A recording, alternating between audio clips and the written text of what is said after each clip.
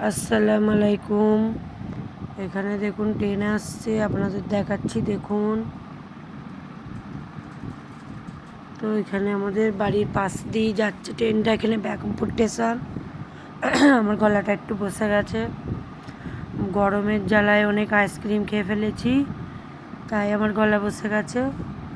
তো এখানে ট্রেনটা চলে গেল দেখুন, বর্ধমান থেকে যাচ্ছে এটা হাওড়ায়, কলকাতার দিকে যাচ্ছে ট্রেনটা। তো এখানে গেটটা খুলে গেছে, আমি তো বিয়ে বাড়ি যাচ্ছিলাম। এখানে গেট পড়েছে বলে আমি গেটের উপরটাই যাচ্ছিলাম। তো এখানে একটা ঝোপড়াপটি দেখলাম, তো আপনাদের দেখাচ্ছি দেখুন। বিয়ে বাড়ি যাচ্ছি স্কুটি করে, লাইনের পাশ দিয়ে রাস্তাটা আছে। কেমন লাগছে বলবেন।